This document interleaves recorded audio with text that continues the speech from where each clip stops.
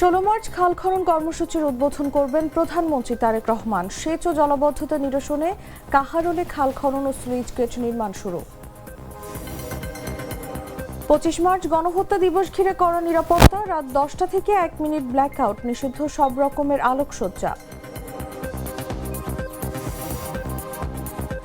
ঈদ উল ফিতর উপলক্ষে যাত্রীদের জন্য আজ বিক্রি হচ্ছে ১৯ মার্চের রেল টিকিট। দুপুর ২টা থেকে পাওয়া যাবে পূর্বাঞ্চলের টিকিট। আয়াতুল্লাহ আলী খামেনির ছেলেকে ইরানের নতুন সর্বোচ্চ নেতা হিসেবে ঘোষণা, অস্বীকৃতি জানিয়েছেন ট্রাম্প। এবং নিউজিল্যান্ডকে উড়িয়ে টানা দ্বিতীয় টি-20 বিশ্বকাপ ভারতের, আহমেদাবাদে তৃতীয়বার বিশ্ব চ্যাম্পিয়ন সূর্যকুমার যাদবের দল।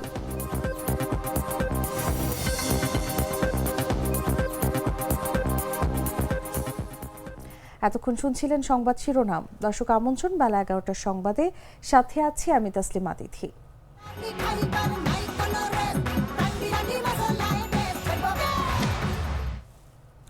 চলে যাচ্ছি পুরো খবরে।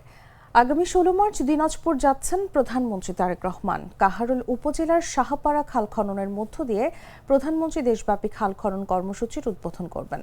রোববার দুপুর ২টায় দিনাজপুরের কাহারোল উপজেলার খাল খনন কর্মসূচির প্রস্তুতি দেখতে গিয়ে পানি সম্পদ মন্ত্রী মোহাম্মদ শহীদ উদ্দিন চৌধুরী আনি কথা জানান।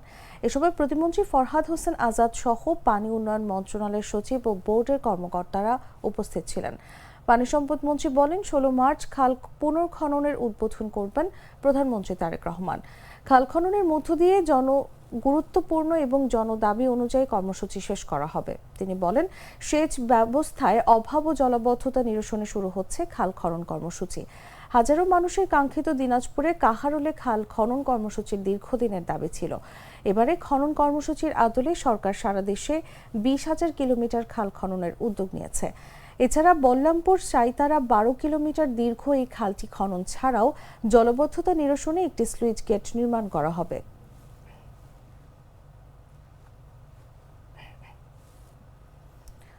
পঁচিশে মার্চ গণহত্যা দিবস এবং ২৬শে মার্চ স্বাধীনতা ও জাতীয় দিবস মর্যাদাপূর্ণভাবে উদযাপনের লক্ষ্যে সারা দেশে কঠোর আইন শৃঙ্খলা ব্যবস্থা গ্রহণ করেছে সরকার। ২৫ মার্চ রাত ১০টা থেকে ১০টা ১ মিনিট পর্যন্ত ১ মিনিটের প্রতীকী ব্ল্যাকআউট পালন করা হবে।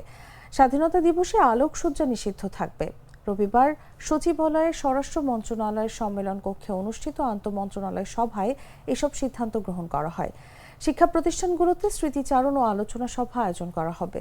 দেশের সব সিটি কর্পোরেশনে গণহত্যা বিষয়ক আলোকচিত্র ও প্রামাণ্যচিত্র প্রদর্শন হবে। শহীদদের স্মরণে দেশের সব মসজিদ, মন্দির ও গির্জায় বিশেষ মোনাজাত ও প্রার্থনার আয়োজন করা হবে। বিদ্যুৎ বিভাগ, পুলিশ অধিদপ্তর, জেলা প্রশাসক ও পুলিশ সুপাররা নিরাপত্তা ও প্রতীকী ব্ল্যাকআউট কার্যক্রমের তদারকি করবেন। সরকারি কর্মকর্তারা নিশ্চিত করেছেন, সর্বোচ্চ গুরুত্ব দিয়ে প্রশাসন ও নিরাপত্তা ব্যবস্থা গ্রহণ করা হচ্ছে, যাতে এই দুই দিবস শান্তিপূর্ণ ও মর্যাদাপূর্ণভাবে পালন করা যায়।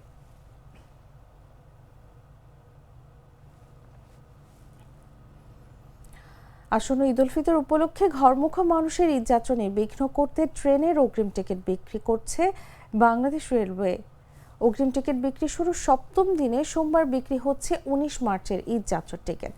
রেলওয়ের ঘোষণা অনুযায়ী যারা আগামী ১৯ মার্চ ট্রেনে ভ্রমণ করবেন তাদের ৯ মার্চ অগ্রিম টিকিট সংগ্রহ করতে হবে।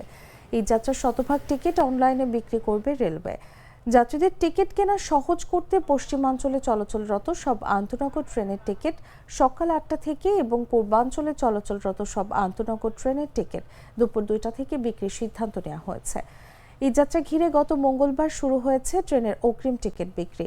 ওই দিন ১৩ মার্চের ঈদযাত্রার টিকিট বিক্রি করা হয়। এর পরদিন বুধবার ১৪ মার্চের টিকিট বিক্রি হয়।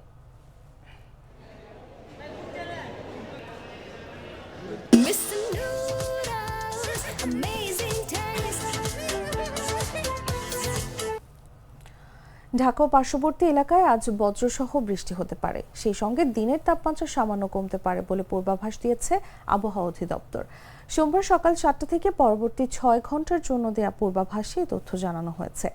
পূর্বাভাসে বলা হয়েছে, বাতাস দক্ষিণ বা দক্ষিণ পশ্চিম দিক থেকে ঘন্টায় ৬ থেকে ১২ কিলোমিটার বেগে প্রবাহিত হতে পারে। অস্থায়ীভাবে ঝোড়ো হাওয়া আকারে ৩০ থেকে ৪০ পর্যন্ত বাড়তে পারে। এতে আরও বলা হয়, সকাল ৬টায় তাপমাত্রা ২৪.২ ডিগ্রি সেলসিয়াস এবং বাতাসে আর্দ্রতার পরিমাণ ৮৫% ছিল। গতকাল সর্বোচ্চ তাপমাত্রা ছিল 30.6 ডিগ্রি সেলসিয়াস এবং আজ সর্বনিম্ন তাপমাত্রা পাওয়া গেছে 23.8 ডিগ্রি সেলসিয়াস। আজকে সূর্য অস্ত যাবে সন্ধ্যা 6টা 5 মিনিটে এবং আগামীকাল সূর্যোদয় হবে ভোর 5টা 14 মিনিটে। দুধার চকলেটে একাকার হয়ে ওঠা প্রাণ লেয়ার সম্পর্কের মিষ্টি ম্যাজিক। জানাবো আন্তর্জাতিক সংবাদ।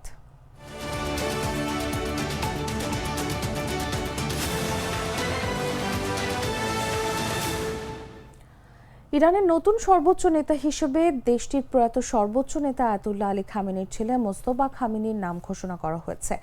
যুক্তরাষ্ট্র এবং ইসরায়েলের যৌথ হামলায় গত সপ্তাহে নিহত হন আয়াতুল্লাহ আলী খামেনি। 56 বছর বয়সী মোস্তফা খামেনি এমন এক সময় এই বিশাল দায়িত্বভার কাঁধে নিলেন যখন দেশটি 47 বছরের ইতিহাসের সবচেয়ে বড় সংকটের মধ্য দিয়ে যাচ্ছে। ইরানের শক্তিশালী ইসলামিক রেভলিউশনারি গার্ড কর্পস, সশস্ত্র বাহিনী এবং দেশটির শীর্ষ নেতারা দ্রুত নতুন নেতার প্রতি তাদের সমর্থনের প্রতিশ্রুতি দিয়েছেন। দেশটির সুপ্রিম ন্যাশনাল সিকিউরিটি কাউন্সিলের সেক্রেটারি আলী লারিজানি যুক্তরাষ্ট্র এবং ইসরায়েলের সর্বাত্মক আক্রমণ শুরুর পর থেকে ইরানের নিরাপত্তা কৌশল পরিচালনার দায়িত্বে নিয়োজিত রয়েছেন।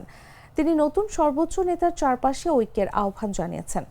পার্লামেন্ট স্পিকার মোহাম্মদ বাঘের গালিবাফ নতুন সর্বোচ্চ নেতাকে স্বাগত জানিয়ে বলেছেন, নতুন সর্বোচ্চ নেতাকে অনুসরণ করা ধর্মীয় ও জাতীয় কর্তব্য।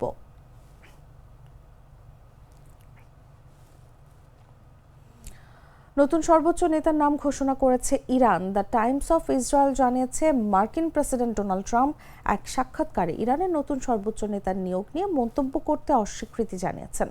তিনি কেবল বলেছেন, আমরা দেখব কি হয়। ইসরায়েলি সংবাদ মাধ্যম বলছে, ট্রাম্প বলেছেন যে ইরানের বিরুদ্ধে যুদ্ধ বন্ধের বিষয়ে তিনি নেতানিয়াহুর সঙ্গে পারস্পরিক সিদ্ধান্ত নেবেন। তিনি বলেন, আমি মনে করি এটি পারস্পরিক কিছুটা।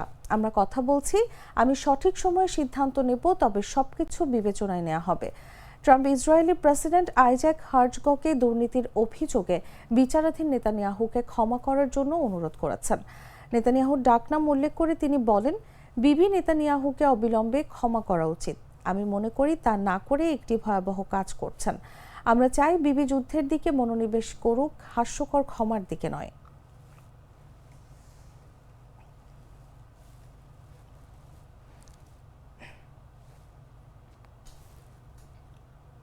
সংবাদ শেষ করব খেলার খবর জানিয়ে।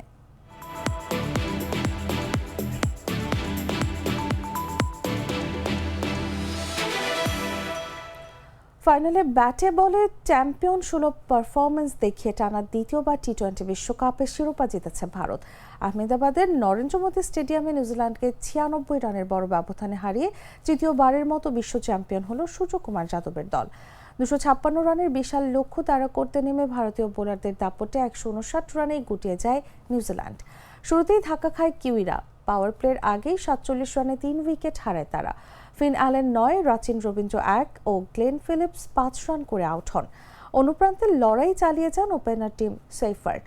26 বলে 52 রানের ঝোড়ো ইনিংস খেললেও দলকে জয়ের পথে নিতে পারেননি তিনি। অধিনায়ক মিচেল স্যান্টনার করেন 43 রান। শেষ পর্যন্ত 159 রানেই অল আউট হয় নিউজিল্যান্ড। ভারতের হয়ে 4 উইকেট নেন জসপ্রীত বুমরা ও 3 উইকেট পান অক্ষর প্যাটেল। এর আগে টস হেরে ব্যাট করতে নেমে ঝড় তোলে ভারতের টপ অর্ডার। অভিষেক শর্মার 18 বলে 50, সঞ্জু স্যামসনের 89 এবং ঈশান কিষানের 54 রানে নির্ধারিত 20 ওভারে 5 উইকেটে 255 রান তোলে ভারত, যা টি-20 বিশ্বকাপ ফাইনালের ইতিহাসের সর্বোচ্চ সংগ্রহ।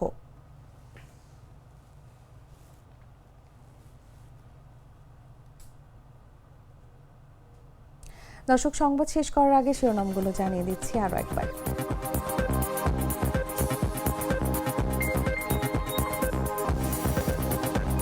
16 মার্চ খাল খনন কর্মসূচির উদ্বোধন করবেন প্রধানমন্ত্রী তারেক রহমান। সেচ ও জলাবদ্ধতা নিরসনে কাহারোলে খাল খনন ও স্লুইস গেট নির্মাণ শুরু।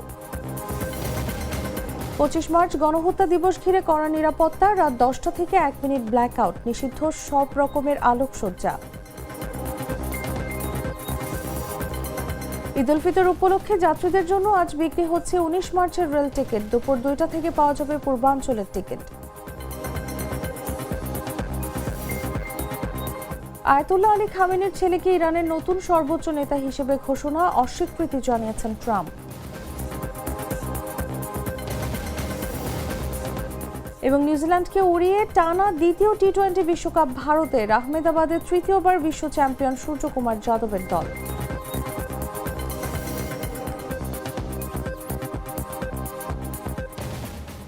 দর্শক, এই ছিল এখনকার মতো। এরপর দেখবেন দুপুর 1টা নিউজ। প্রতি মুহূর্তে সর্বশেষ খবর জানতে ভিজিট করুন jagonews24.com। ফলো করুন আমাদের ভেরিফাইড ফেসবুক পেজ এবং সাবস্ক্রাইব করুন জাগো নিউজের ইউটিউব চ্যানেল। ধন্যবাদ সবাইকে।